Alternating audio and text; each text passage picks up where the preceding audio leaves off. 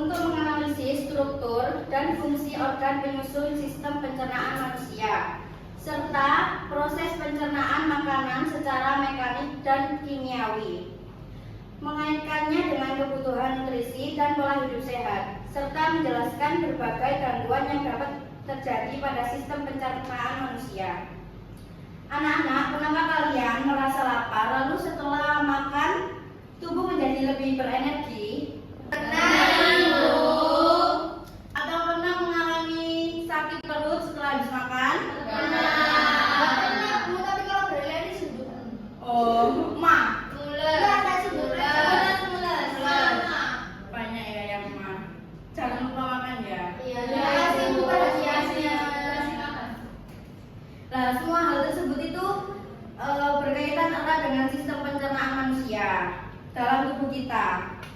Jadi sistem pencernaan berperan penting dalam mengolah makanan yang kita konsumsi setiap hari agar dapat diserap dan dimanfaatkan oleh tubuh sebagai sumber energi, pertumbuhan dan perbaikan sel. Oleh karena itu, pada pembelajaran hari ini kita akan mempelajari bagaimana proses pencernaan berlangsung, organ-organ yang terlibat, serta pentingnya menjaga kesehatan sistem pencernaan. Dengan memahami materi ini, diharapkan kalian dapat lebih sadar akan pola makan yang sehat dalam kehidupan sehari-hari. Ibu akan memperlihatkan sebuah poster. Pastinya kalian udah pernah lihat poster kayak gini kan, tentang organ manusia, pencernaan manusia. Jadi ini ada organ pencernaan manusia. Yang pertama ada mulut, terus kelenjar ludah, terus ke bawahnya kerongkongan, habis itu hati, kantung empedu, usus halus, dan rektum. Yang di sebelahnya ada lambung, pankreas, usus besar, dan anus. Setiap badan memiliki penting dalam mencerna makanan dan memastikan menyerap nutrisi yang tepat untuk menjaga kesehatan tubuh kita. Yang pertama ada mulut. Mulut itu tempat masuknya makanan, terjadi pencernaan mekanik, mengunyah, dan kimiawi oleh air liur. Terus habis mulut ada kerongkongan, yaitu untuk menyalurkan makanan ke lambung. Habis itu lambung untuk mencerna makanan, terutama protein dengan bantuan asam lambung dan enzim. Terus ada hati dan kantung empedu. Itu untuk menghasilkan dan menyimpan empedu untuk membantu pencernaan lemak. Habis itu ada pankreas untuk menghasilkan enzim pencernaan. Terus ada usus halus. Usus halus untuk tempat penyerapan sari-sari makanan, dan usus besar untuk menyerap air dan membentuk feses. Rektum dan anus untuk tempat penyimpanan sementara dan pengeluaran sisa pencernaan. Terus habis ini ibu akan membagi kelompok untuk kalian, berhitung dari 1 sampai 3 ya. Mulai dari sini. 1, 2, 3, 1, 2, 3, 1, 2, 3. Jadi tadi ibu kan sudah menjelaskan tentang sistem pencernaan manusia. Sekarang sebelum mengerjakan tugas, ibu akan menampilkan sebuah video tentang gangguan pencernaan manusia.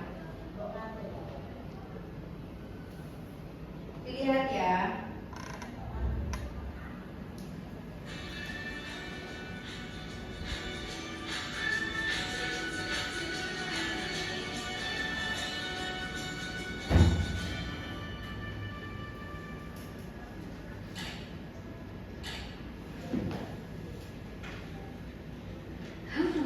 Selamat datang kembali di Ki Academy YouTube channel. Semoga teman-teman selalu sehat dan terus semangat. Saat kurang enak badan, kita bisa kehilangan nafsu makan dan badan kita pun terasa semakin lemas. Badan yang lemas bahkan sakit merupakan salah satu indikasi terganggunya sistem organ dalam tubuh kita. Salah satunya sistem pencernaan. Nah, selain kurang nafsu makan tadi, kebiasaan-kebiasaan berikut juga bisa memicu terganggu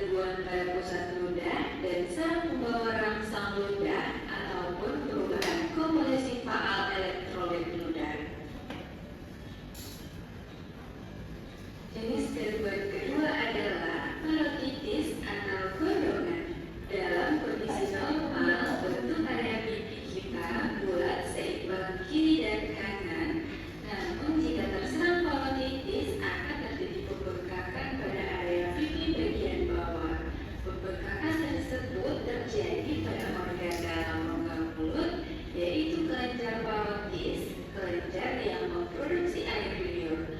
Penyakit ini bisa menimbulkan rasa nyeri, kelelahan, hingga demam, dan kulit pada area kelenjar parotis tampak kemerahan.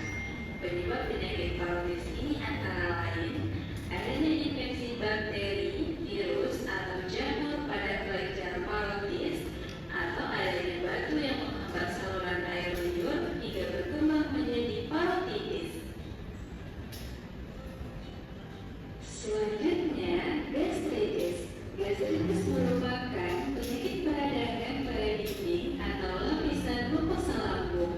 Dinding lambung dapat menghasilkan lendir atau mukus yang tebal untuk melindungi mukosa lambung dari kerusakan akibat enzim pencernaan dan asam lambung.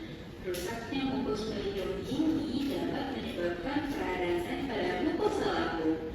Gejala yang sering muncul pada kasus akut adalah nyeri di ulu hati, mual, muntah, tidak nafsu makan, kembung, penurunan berat badan, dan perih seperti terbakar pada perut bagian atas. Gastritis dapat terjadi karena adanya iritasi atau infeksi pada dinding lambung.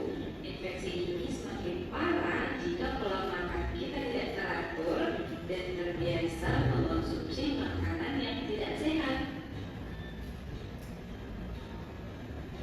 Gangguan berikutnya, ulkus atau tukak lambung. Ulkus merupakan penyakit gastritis yang semakin parah sehingga menimbulkan luka pada dinding lambung. Gejala yang ditimbulkan hampir sama dengan gastritis, seperti merasakan nyeri di ulu hati, mual, muntah, tidak nafsu makan, kembung, bahkan sering bersendawa dan sulit menarik nafas. Penyebab penyakit ini hampir sama dengan penyebab gastritis. Selain karena gastritis yang tidak segera diatasi, penyakit ini juga dipicu oleh infeksi bakteri Helicobacter pylori pada mukosa lambung, sehingga mengganggu fungsinya sebagai pelindung organ lambung. Gangguan kelima adalah apendisitis atau dikenal juga dengan usus buntu. Penyakit apendisitis adalah peradangan yang terjadi pada usus buntu atau appendix.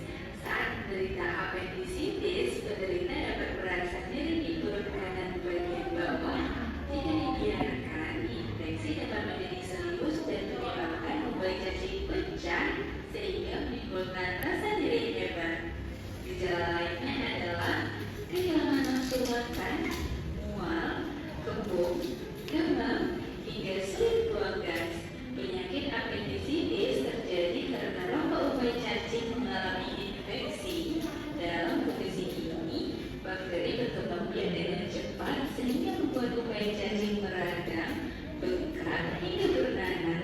Selain itu, penyakit ini dapat terjadi karena adanya pertumbuhan parasit seperti cacing kremi yang menyumbat rongga usus buntu. Gangguan selanjutnya adalah diare. Penyakit ini membuat penderitanya sering buang air besar yang encer, perut terasa mules, pusing, lemas, dan kulit terasa kering. Diare disebabkan oleh infeksi bakteri maupun protozoa pada usus besar, sehingga usus besar mendepresikan air terlalu banyak dan feses menjadi encer. Penyebab lainnya bisa karena mengkonsumsi makanan atau minuman yang terkontaminasi virus, bakteri, parasit. Diare dalam waktu lama dapat mengakibatkan hilangnya air dan garam-garam mineral, sehingga dapat mengakibatkan dehidrasi pada tubuh kita. Berikutnya, konstipasi atau sembelit. Penyakit konstipasi ini membuat kita susah buang air besar. Umumnya dalam 1 minggu manusia buang air besar setidaknya lebih dari 3 kali. Jika frekuensi buang air besar kurang dari 3 kali dalam seminggu, maka terjadi konstipasi. Akibatnya tinja menjadi kering dan keras sehingga lebih sulit dikeluarkan dari anus.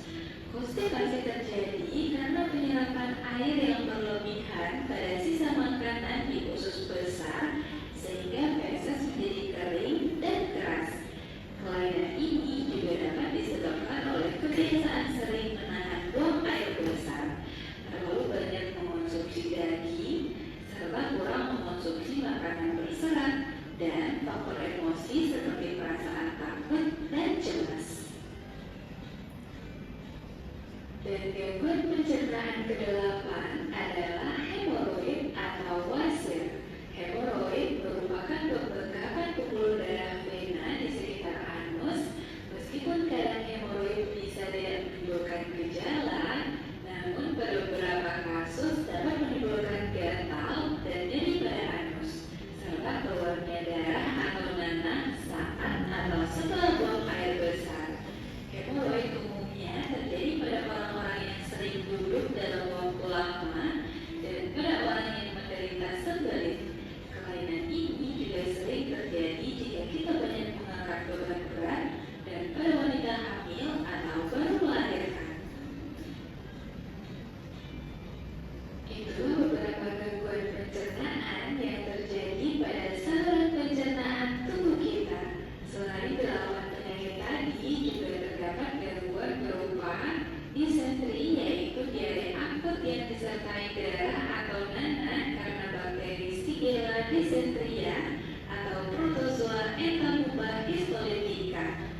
Dispepsia, keluhan yang muncul akibat rasa tidak enak atau nyeri pada bagian ulu hati.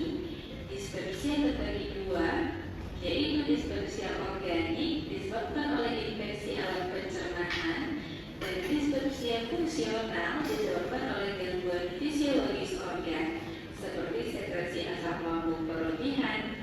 Dan disfagia, kesulitan dalam menelan sehingga makanan langsung dimuntahkan setelah ditelan atau 15-20 menit setelah makanan ada dalam saluran pencernaan.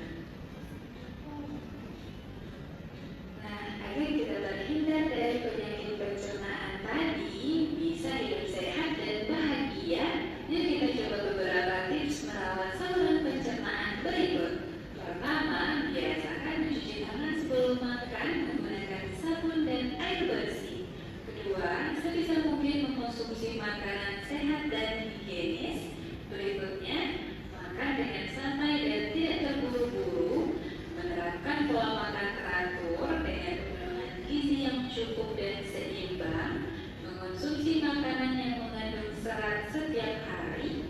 Menjauhi kegiatan mental dan berpikir keras setelah makan.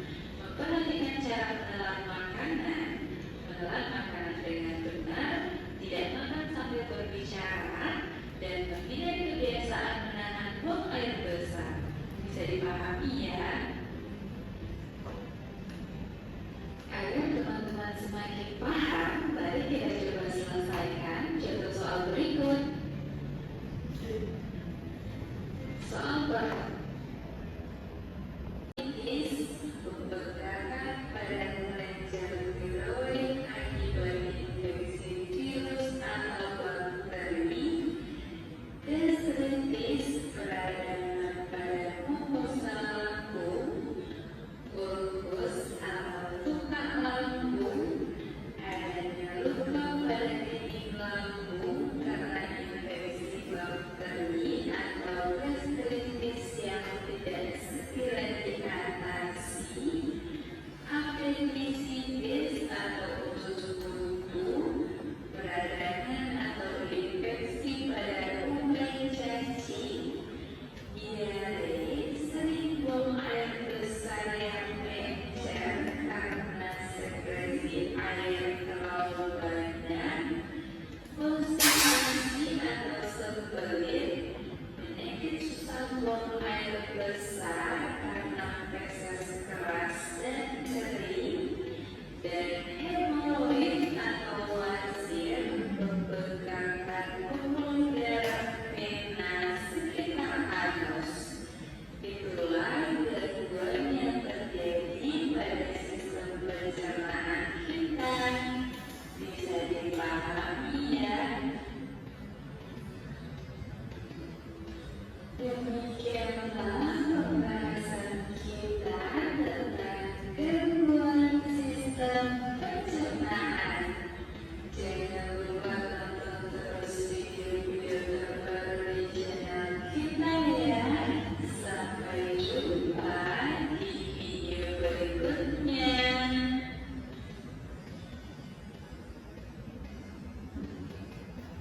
Setelah menyaksikan video yang Ibu tunjukkan tadi.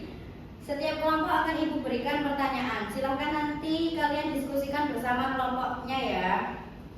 Ya Ibu. Pertanyaan untuk kelompok 1 dicatat. Dalam kehidupan sehari-hari, banyak remaja mengalami sakit ma, terutama saat jadwal makan tidak teratur. Mengapa? Kebiasaan terlambat makan dan sering mengonsumsi makanan pedas dapat menyebabkan sakit ma. Jelaskan berdasarkan fungsi organ pencernaan yang terlibat. Ada yang ketinggalan? Kelompok 1. Pertanyaan untuk kelompok 2. Saat kamu makan nasi tanpa dikunyah dengan baik, mengapa nasi tersebut terasa lebih berat dicerna dibandingkan ketika dikunyah hingga halus?